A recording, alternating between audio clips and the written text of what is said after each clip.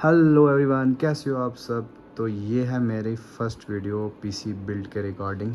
तो ये मेरा फ़र्स्ट पीसी बिल्ड था, जैसे कि आप देख सकते हो ये अभी तो बिल्ड हो चुका है। आगे मैं आपको वीडियो में बताने वाला हूँ कि मैंने इसको फ़र्स्ट टाइम जो बिल्ड किया है बिना किसी एक्सपीरियंस के किया, सब मैंने यूट्यूब से देख के किया है। तो आप आगे देखो कि मुझे क्या क्या प्रॉब्लम्स आई। तो इतना मुश्किल नहीं होता है, थोड़ा बहुत बेसिक चीज़ों का ध्यान रखना होता है। तो गाइस, सबसे बड़ी जो मैं कह सकता हूँ कि प्रॉब्लम आती है कि आपने अपना मदरबोर्ड सही तरीके से चूज़ करना है। मैंने ये जो मदरबोर्ड है MSI का Pro A60ME, इसको मैंने पहले बाय किया, लेकिन मुझे पता नहीं था कि ये वाला जो है वो AMD वाला प्रोसेसर का मतलब लगेगा, क्योंकि प्रोसेसर जो आते हैं AMD और इंटेल के वो दोनों अलग अलग होते हैं। तो आपने सबसे पहले ये सही देखना है कि जो आप प्रोसेसर यूज़ कर रहे हो क्या उसी के रिगार्डिंग का आप मदरबोर्ड ले रहे हो कि नहीं ले रहे हो। तो मैंने ये ले लिया। अब ये जो है इसकी कोई भी रिटर्न पॉलिसी नहीं थी, तो अब मेरे पास ये ऐसे बेकार पड़ा हुआ है। तो हो सकता है कि कोई शॉप वाला इसको ले ले, बट यहाँ पे कोई इतना यूज़ नहीं करता इसको। तो जो मैंने बाय किया फिर अब ये लिया मैंने गीगाबाइट का H610K ये भी आपको लगभग अराउंड 6500 के अराउंड या 7000 के बीच बीच मिल जाएगा। तो ये बेस्ट रहेगा, क्योंकि गीगाबाइट एक अच्छी कंपनी है। तो इसके मदरबोर्ड आपको बिल्कुल सही पड़ेंगे, क्योंकि हमने एक चीपेस्ट पीसी बिल्ड करना था, तो ये बिल्कुल बजट में फ़िट आता है। हाँ, बट चीपेस्ट के चक्कर में मुझे इसका नुकसान ज़रूर हो गया है। तो कोई बात नहीं, इसका देखते हैं कुछ हो जाए। ये मैंने इसमें कुछ जो स्पेसिफिकेशंस हैं इसकी, तो वो मैं आपको वीडियो के साथ साथ बताता रहूँगा मैंने क्या क्या यूज़ किया इसमें। तो चलिए वीडियो शुरू करते हैं। तो सबसे पहले आ जाता है जी हमारा गीगाबाइट का मदरबोर्ड। तो इसको हम पहले खोल लेंगे, और ये इसको अच्छे तरीके से पैक किया हुआ है इन्होंने। इसको खोल लेते हैं गाइस।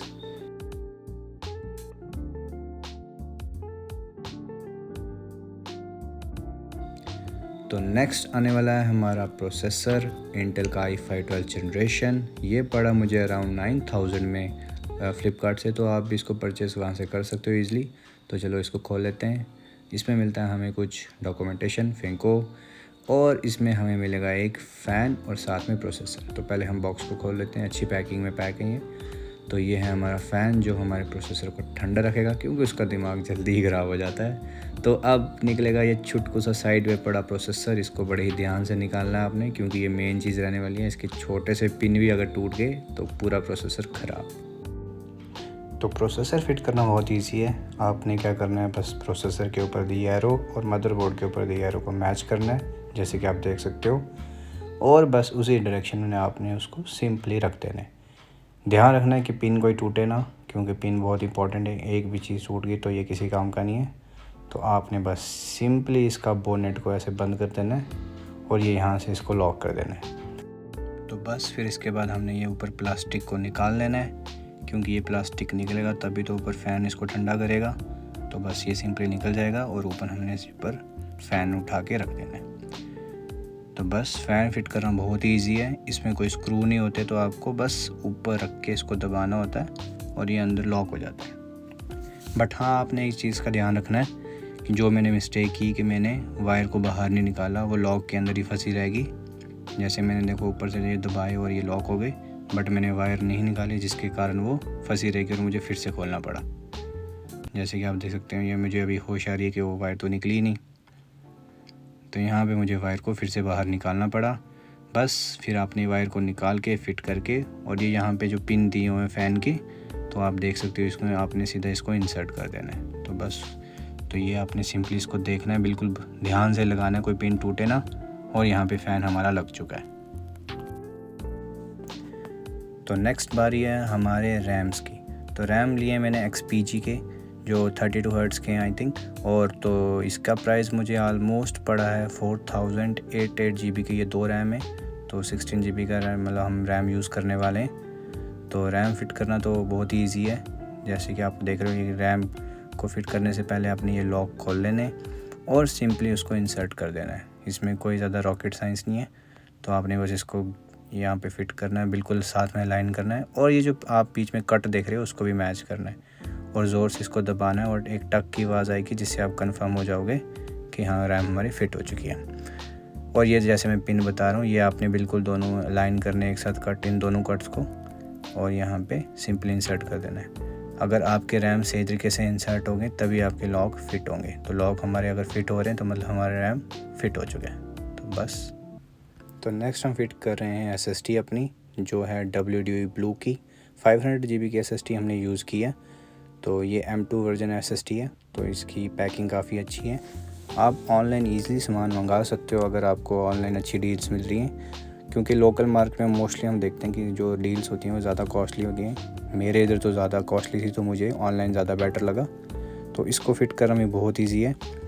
तो कुछ कई मदरबोर्ड्स में आपको इसको फ़िट करने के लिए स्क्रू लगाना पड़ता है, बट जो हमारा गीगाबाइट का मदरबोर्ड है इसमें ये रबड़ वाला लॉक दिया हुआ है। इसको आपने बाहर निकाल लेना है और इसके कट के साथ भी आपको सीधा मैच कर देना है।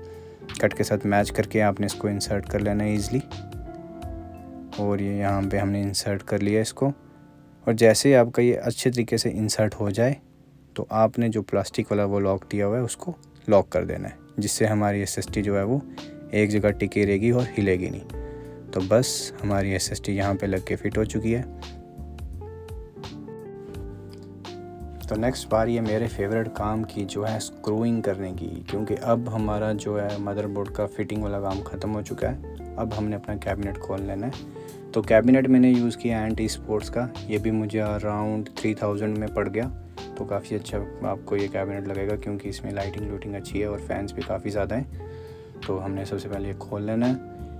और इसकी दूसरी साइड पे जो है आपको मोस्टली जो हमारे CPU की वायर्स हैं, जो हमारे कैबिनेट में यूज़ होने वाली वायर्स हैं, वो सारी यहाँ पे छुपी हुई मिलेंगी। तो यहाँ पे सारी वायर्स हमारी अंदर फिट होंगी। तो नेक्स्ट हमने यूज़ किया है जो एंटी स्पोर्ट्स का पावर सोर्स, जो 600 वाट का आप देख सकते हो। तो ये भी मुझे अराउंड 3000 के पास पड़ा। तो इसको पहले हम खोल लेते हैं। तो ये हमारा पावर सोर्स है, वायरिंग के साथ ये पूरे PC को हमारे पावर देने वाला है। तो 600 वाट का इनफ था, तो मैंने इसमें यूज़ किया है। तो बस हम इसको खोल लेते हैं। तो सबसे पहले हम पावर सोर्स को फिट कर लेंगे। तो पावर सोर्स फिट करते वक्त आपने ध्यान रखना है कि जो इसका फ़ैन है वो नीचे की डायरेक्शन में रहे। मोस्टली लोग क्या करते हैं, इसका ध्यान नहीं रखते, जिसके कारण उनको प्रॉब्लम होती है, PC बहुत ज़्यादा हीट करने लगता है। तो आपने इसको नीचे की तरफ देख के स्क्रू कर देना है। तो बस पावर सोर्स हमारा फिट हो चुका है। तो अब हम ये बड़ी वाली जो पावर सोर्स की जो CPU के साथ कनेक्ट होने वाली वायर है, इसको यहाँ से निकालेंगे। और ये हमारी PCI की वायर है जो ग्राफिक कार्ड के साथ कनेक्ट होगी, इसको यहाँ से। और ये भी हमारी CPU के साथ कनेक्ट होगी, मदरबोर्ड के यानी। तो इसके से आपने इधर से निकाल लेना है इसको। और ये हमारे पास कुछ वायर हैं, जैसे ये मैंने पहले कनेक्ट करके देखा था मैं।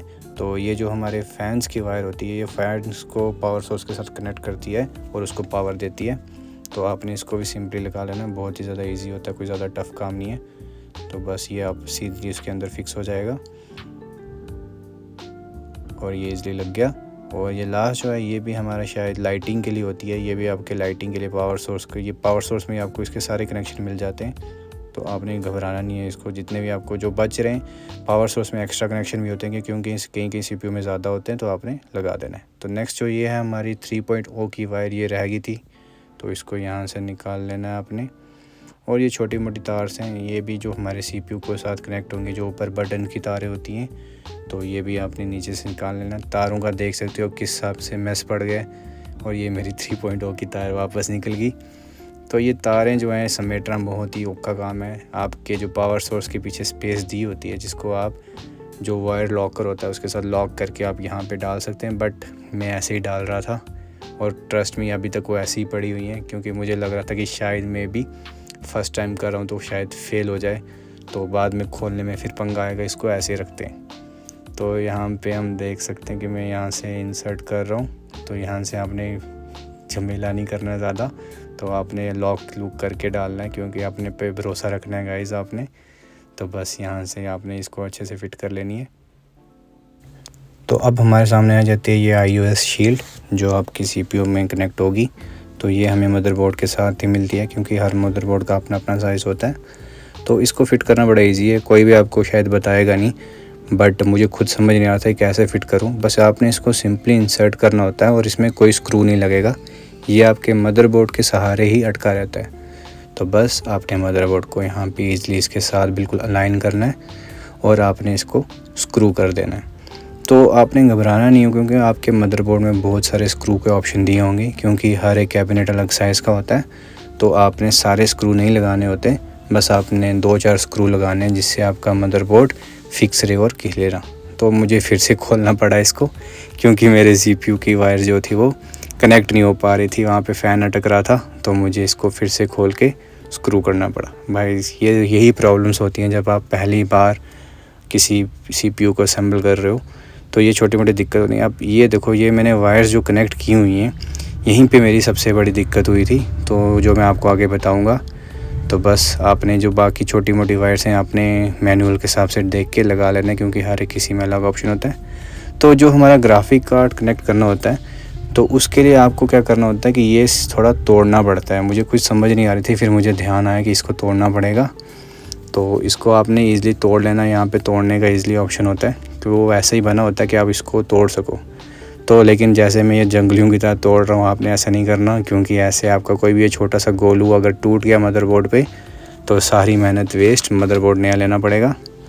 तो नेक्स्ट बारी है हमारे ग्राफिक कार्ड की। तो ग्राफिक कार्ड मैंने यूज़ किया है GeForce GTX 1650, जो मुझे पड़ा अराउंड 10,000 का। तो इसको फिट करना भी बहुत ईजी है, आपने बस कट आउट के साथ इसको अलाइन करना है और ऊपर इसको रख देना है, और इसको भी ऊपर से टक करना होता है, और एक साउंड आएगी जिससे आपका ये फिट हो जाएगा। और नीचे एक लॉक दिया होता है, वो लॉक तभी लगेगा जब आप इसको सही तरीके से लगा पाओगे। तो बस फिर आपने इसको स्क्रू कर देना है। तो स्क्रू करना बहुत ही कंपलसरी है आपके लिए, अगर आप इसको स्क्रू नहीं करोगे तो वो ज़्यादा लोड पड़ा रहेगा उस पर और वो टूट भी सकता है। तो आपने इसको अच्छे से स्क्रू कर लेना है, जिससे हमारा ये बिल्कुल पक्का हो गया है। तो नेक्स्ट हमारी जो PCI की वायर है वो इसके साथ कनेक्ट होगी, जो हमारे ग्राफिक कार्ड को पावर देगी, और बस हमारा PC जो है वो लग के तैयार हो चुका है। तो अब बारी थी गाइस इसको ऑन करने की, कि ये जो डब्बा जो हमने रखा है ये चलेगा कि नहीं चलेगा। बट ये नहीं चला गाइस। यहाँ पे मैं बहुत ही बुरी तरीके से निराश हो चुका था कि यार सब कुछ तो मैंने स्टेप बाय स्टेप फॉलो किया, ये चल क्यों नहीं रहा गाइस। मैंने बड़े ही मंत्र मारे, सारे बटन फिर से दबा के चेक किए कि चल जा भाई, नहीं तो घर वाले छोड़ेंगे नहीं। मैंने घर वालों को बोलता कि मैं कर लूँगा। तो फिर मुझे याद आया कि जब मैंने ये बड़ी वाली कॉर्ड फिट की थी, तो ये मैंने शायद ढीली ही छोड़ दी थी। तो बस फिर गया था, मैंने इसको टाइट किया और एक बार फिर से ऊपर वाले का नाम लेके ऑन किया, और ये ऑन हो गया गाइस। बस इतनी ही दिक्कत थी। देखो कितना इजी था सब कुछ इंस्टॉल करना। यहाँ पे देखो मैंने इजीली इंस्टॉल कर लिया। यहाँ पे घर वाले भी मेरे आ चुके थे, उन्होंने परेशान हो गए थे, यार ऑन नहीं हुआ, इसने बड़ी मेहनत की। तो यहाँ पे आप देख सकते हो, ये मेरी खुशी की लहर देखो गाइस। तो बस हमारा PC इंस्टॉल हो गया। तो ये रही हमारी फर्स्ट लुक PC की। This might take a few minutes भाई, ले ले टाइम। तो बस अब इतनी खुशी थी कि ऑन हो गया है। तो बस हमारा PC पूरे तरीके से रेडी था। फिर हमने ये कुछ रेजोल्यूशन चेक किया, जो सबको पता है ये यूनिवर्सल वीडियो हर कोई चेक करता है, ये इसका एक ही काम है PC के रेजोल्यूशन चेक करना। तो बस इतनी ही सी थी वीडियो। तो ये कुछ लास्ट में हमारे सिनेमैटिक्स। तो थैंक्स फॉर वॉचिंग गाइस।